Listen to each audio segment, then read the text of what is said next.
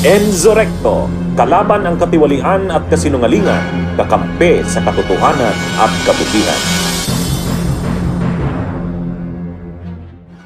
National Security Council nanawagan na magkaroon ng isang independent marine scientific assessment sa West Philippine Sea para malaman kung ano ang katotohanan kung sino nga ba ang dahilan ng pagkasira ng ilang bahagi ng West Philippine Sea.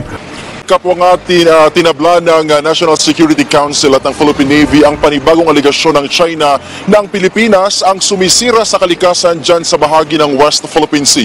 Kasabay niyan, Angelique, ay nanindigan ng Armed Forces of the Philippines na kahit anong pagpupumiglas ng China, mananatili ang kanilang mandato na protektahan ang mga teritoryo ng Pilipinas.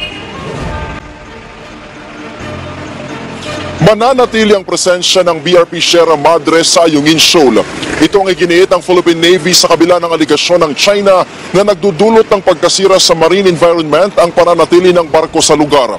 Sabi ni Navy spokesperson for the West Philippine Sea, Rear Admiral Roy Vincent Trinidad, hindi isusuko ng pamahalaan ng BRP Sierra Madre dahil simbolo ito ng national territory. Paliwanag pa ni Trinidad, mouthpiece ng China ang media na nagpapakalat ng maling impormasyon kaugnay sa BRP Sierra Madre kaya dapat ay hindi ito patulan. Global Times, we have to understand, is the mouthpiece of the Chinese Communist Party. We have to be very careful in mouthing their own narratives. It is a mandate of the AFP to ensure the integrity of the territory of the Philippines through the rotation and the provisioning of our troops on BRP Sierra Madre. We will not give up that ship. Kasabay nito, Angelique, ay binanatan din ni Trinidad ang China sa pagsasabing sila ang sumira sa kalikasan dyan sa bahagi ng West Philippine Sea. We have to go back to history and check how they reclaimed their current bases in Mischief Reef, Johnson Reef, and the other reclaimed areas. They destroyed the environment. I don't want to dignify their statement. In the first place, history will tell us that they have destroyed the environment in the West Philippine Sea.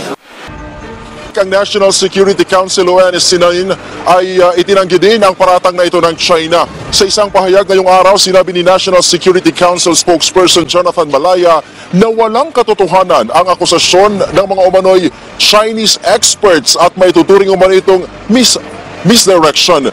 Sa katotohanan, ani Malaya, ang China pa nga ang nagdudulot ng irreparable damage sa mga coral at nakakapaminsala sa kabuhayan ng libu-libong mga Pilipinong mangingisda. Paliwanag pa ng opisyal na nakasaad sa page 464 ng Arbitral Award ang pinsala na idinudulot ng China Maritime Environment dahil sa pagtatayo nito ng mga artificial islands na nagsisilbi ngayong base militar. Maliban dito, meron ding aniyang 2023 report ang Strategic International Studies na abot sa 25 square kilometers ng coral reef ang nasira na dahil sa island building activities ng China hanggang 61 or 66.1 square kilometers ng coral reef ang napinsala dahil sa giant clam harvesting ng mga mangingisdang Chino habang nasa 18.8 square kilometers naman ng coral reef ang napinsala dahil sa dredging ng landfill na ginagawa ng China. Samantala, sinabi rin ni Malaya na may ebidensya ang Pilipinas sa mga irresponsabling paninira ng corals ng China sa Baho de Masinloc, Rizal Reef, Escoda, Sabina Shoal at Pag-asa Case 1, 2 at 3.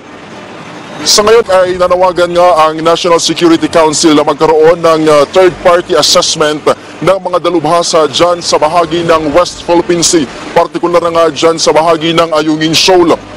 Nanawagan din ang NSC sa iba pang Indo-Pacific nations na samahan yung Pilipinas sa pagsulong sa mas nagkakaisa at coordinated at sustained multilateral action para maprotektahan at ma-preserve yung biodiversity ng buong rehiyon. Meron ba tayong international organization kung saan maaari nating maidulog itong mga problemang ito pagdating naman sa pagkasira ng mga coral reefs natin? Sa ngayon, yan na yung isa sa tinitingnan, no? ng Armed Forces of the Philippines, partikular na yung sagot kanina sa atin ng Philippine Navy at yung sinasabi din ngayon ng National Security Council na gusto nilang magkaroon ng assessment, third-party assessment para makita talaga kung sino ang malinaw na sumisira ng kalikasan dyan sa bahagi ng West Philippine Sea.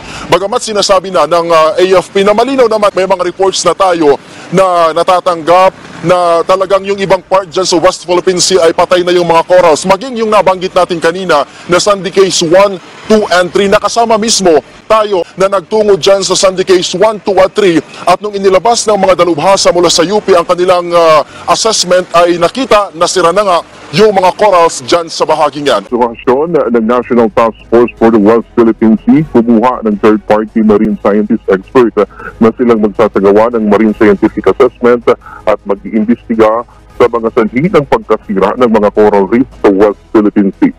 Mariing pinabulaan ng National Task Force for the West Philippine Sea ang pahayag ng China na nakakasira sa kalikasan ang mga o matagal nang nakasadsad na BRP Sierra Madre sa Ayungin Shoal. Ayon kay NTF-WTS spokesperson at NSC Assistant Director General Jonathan Malaya, ang akusasyong ito ng China ay walang katotohanan at isang classic misdirection ng China. Ayon kay Malaya, ang China ang gumagawa ng irreparable damage sa mga coral reef na nakakasira sa maritime environment at natural habitat ng mga isda at kabuhayan ng mga Pilipinong mangingisda sa West Philippine Sea.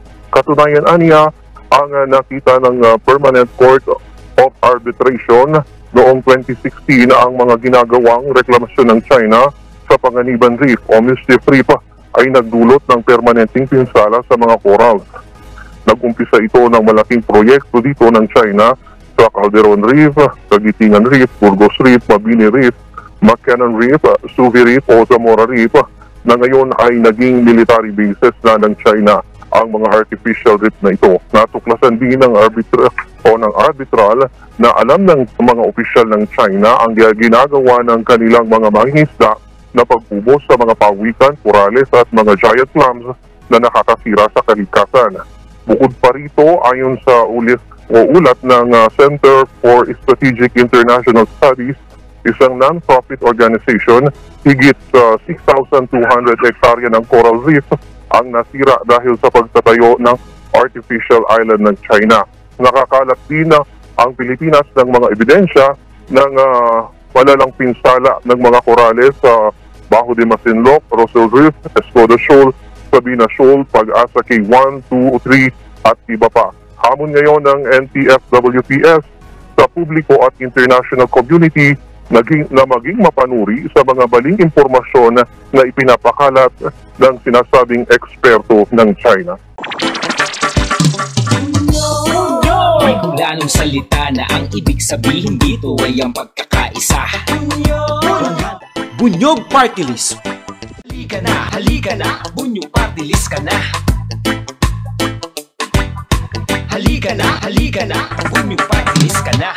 Sa susunod, ang atinang suportahan, Bunyog Party List, nagtataguyod ng katotohanan, lumalaban para sa bayan.